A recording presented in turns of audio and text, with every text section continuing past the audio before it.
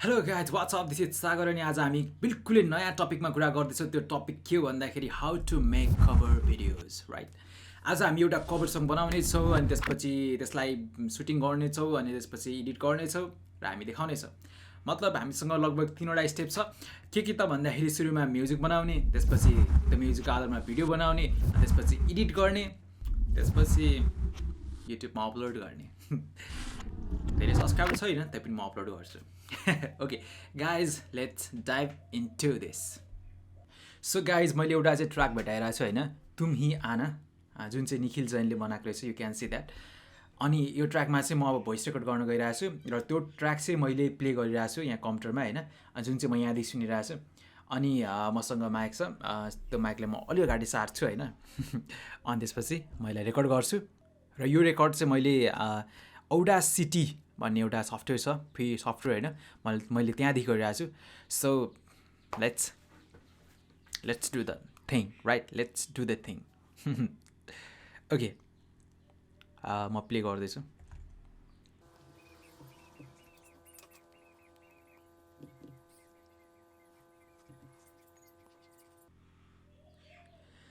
तेरे जाने का गम और ना आने का गम, फिर जमाने का गम क्या करे, राह देखे नजर रात भर जाग कर, फिर तेरी तो खबर ना मिले।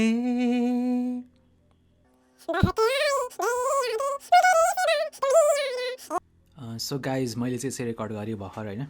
अब यहाँ चाहिँ मैले 2चोटि रेकर्ड गरेँ किनभने यसमा 1-2 ठाउँ बिग्रेको पनि थियो, त्यही भएर। अघि म यसलाई अब एक्सपोर्ट गरिदिन्छु होइन, अडियो एक्सपोर्ट गरिदिन्छु। कहाँ भने मैले एउटा फोल्डर बनाएको छु यो आजको प्रोजेक्टको लागि, तुम ही आना भन्ने। यहाँ मैले सेभ गरेँ। त्यसपछि मिक्सिङको लागि चाहिँ म औडासिटी पहिला चलाउँथेँ, तर हिजो आज अलिकति यसमा फिचर कम भयो जस्तो लाग्छ होइन। त्यही हुन त यहाँ धेरै छ इफेक्टहरू, यहाँ छ धेरै इफेक्टहरू लाउन सकिन्छ होइन, तर म चाहिँ नर्मली मेरो अर्को सफ्टवेयर छ जसका एफएल स्टुडियो, यो एफएल स्टुडियोलाई म रुचाउँछु। सो मैले एफएल स्टुडियो खोलेँ अनि त्यसपछि यसलाई मिनिमाइज गरिदिएँ। ओके अब यहाँदेखि चाहिँ म के गरेँ भने 2टा कुरा छ। अडियो क्लिप ल्याएँ मैले यहाँदेखि होइन, यहीँ पनि एउटा अडियो क्लिप ल्याउन मिल्छ।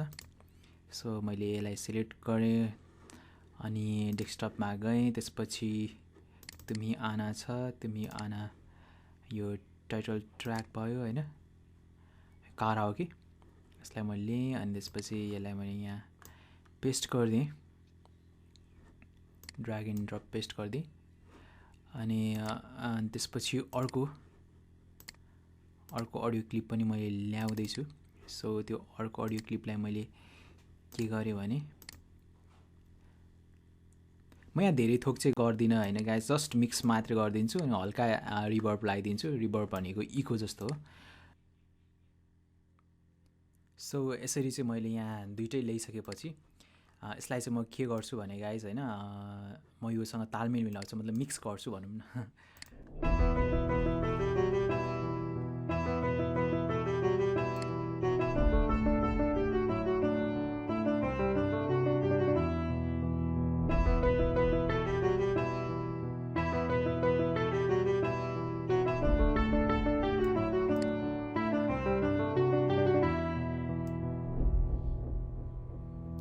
यहाँदेखि चाहिँ गीत सुरु हुने रहेछ होइन।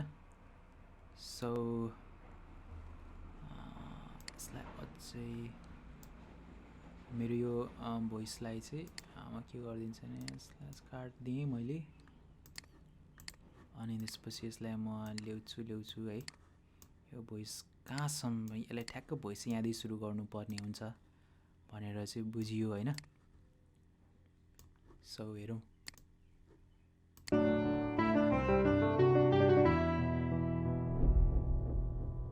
तेरे जाने का गम और ना, अलि छिटो भयो कि ढिलो भयो यार थाहै भएन।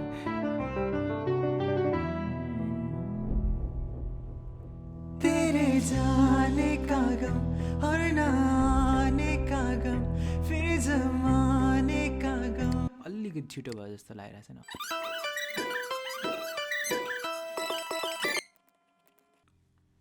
सो गाइज अहिले चाहिँ हाम्रो ट्र्याक रेडी भइसकेको छ होइन, सुनौ।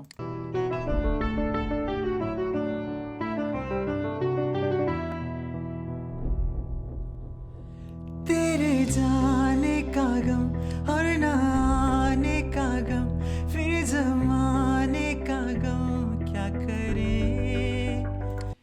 ओके गाइज, मैले चाहिँ यस्तै ट्र्याक बनाएँ होइन। सो यसलाई म एक्सपोर्ट गर्छु, त्यसपछि हामी बाहिर स्पोर्टतिर जान्छौँ होइन, हल्का चिसो हावामा सुटिङ गर्न। सो म एक्लै छु खासमा, मेरो दाजु हुनुहुन्थ्यो पहिला चाहिँ होइन, अहिले उहाँ यहाँ हुनुहुन्न। सो मैले एक्लै सबै कुरा गर्ने विचार गर्दैछु। लेट्स सी कस्तो हुन्छ।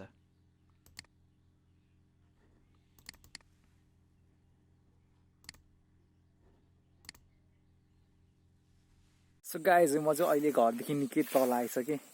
सो यहाँ चाहिँ हल्का राम्रो लोकेसन छ क्यों भनेर। Okay guys, let's.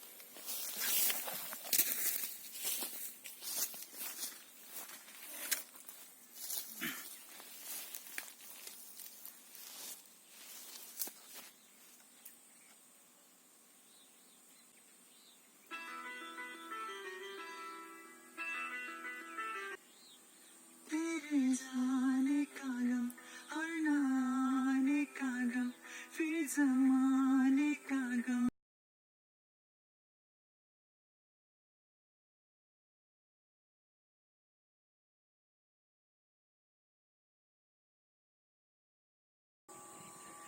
तेरे जाने का गम और ना आने का गम।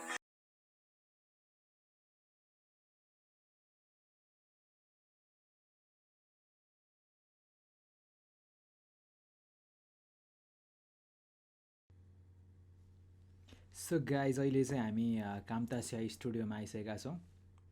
स्टुडियो भनेको सफ्टवेयर हो होइन। ओके, यो चाहिँ यसले चाहिँ हाम्रो भिडियो एडिटिङ गर्छु म चाहिँ नर्मल्ली। कामतासिया 9 भर्जन हो है यसको भर्जन चाहिँ। अनि हामीले खिचेर लिएको पर तल घरदेखि खिचेर लिएको चाहिँ यो छ। एउटा सर्ट यो छ अनि अर्को सर्ट यो छ। मैले दुईवटा एङ्गलदेखि खिचेको छु होइन। अनि बाँकी चाहिँ मैले यो तोरीबारीकै हल्का सानो सानो क्लिपहरू छ। अनि यो चाहिँ भयो हाम्रो गीत भइहाल्यो होइन। सो अब हामी जाउँ यसलाई इम्पोर्ट गरौँ। यो हाम्रो कहाँ छ, तिमी आना भन्ने फोल्डरमा छ। सो मैले सबैलाई इम्पोर्ट गरिदिएँ।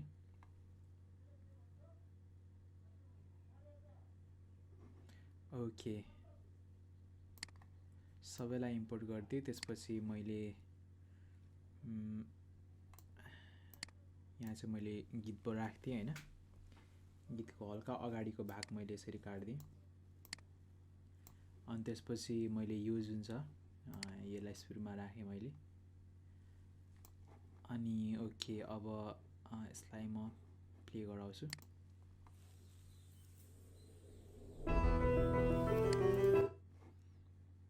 ओके, बाहिर प्ले भयो है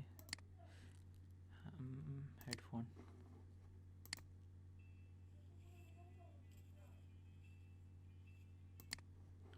यसको चाहिँ गीत सुरु यहाँदेखि भएको छ होला सायद होइन। सो म यसलाई यहाँदेखि चाहिँ प्ले गर्ने विचार गरेँ।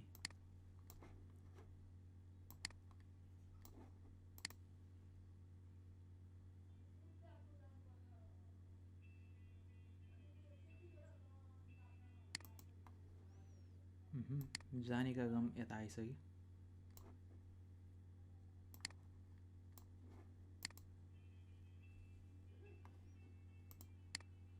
यसको भोल्युम म घटाइदिएँ, हल्का भोल्युम घटाइदिएँ म यसको, ताकि अर्कोको सुनिस्।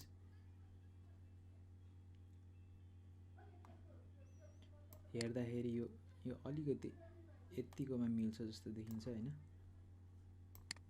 किनभने यो साउन्डको यो आकारले गर्दाखेरि मैले त्यस्तो भनिरहेको छु।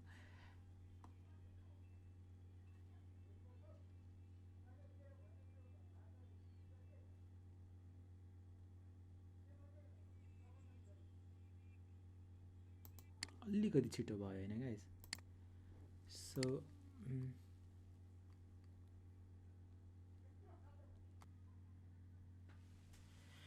ओके गाइज मैले फाइनली चाहिँ एडिटिङ पनि सकेँ होइन सो म यसलाई सेयर गर्दैछु सेयर मतलब बाहिर निकाल्दैछु होइन एक्सपोर्ट गर्दैछु so let's do that okay size ठिक छ video setting audio setting okay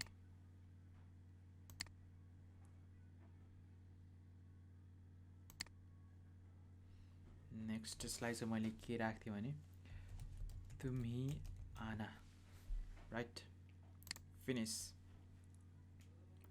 okay म यो 100% भएपछि फेरि आउँछु सो गाइज अहिले चाहिँ हामी भिडियो सकिसकेका छौँ है अब ओ माई गड यार रात परिसकेछ नि त sweet okay weight a second okay guys हामीले चाहिँ अहिले भिडियो बनाएर सकिरहेछौँ होइन सो भिडियो बनाउनुको लागि मेरो लगभग पुरै दिन गयो होइन यति भिडियो बनाउनुको लागि एउटा सानो भिडियो बनाउनुको लागि सो हेरौँ कस्तो भयो त हाम्रो प्रोडक्ट अनि यो हेर्दै गर्नुहोस् होइन इन्जोय गर्दै गर्नुहोस् म चाहिँ अर्को भिडियोको लागि रेडी हुन जान्छु see you guys in the next video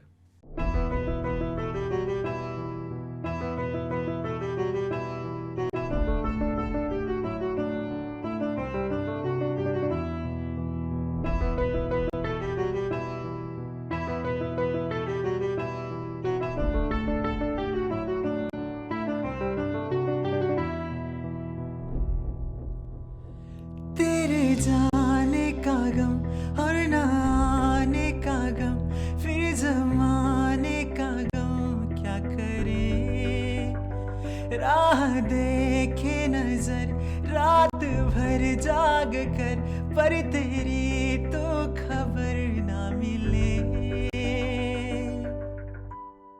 बहुत आई गई यादें मगर इस बार तुम ही आना इरादे फिर से जाने के नहीं लाना तुम ही आना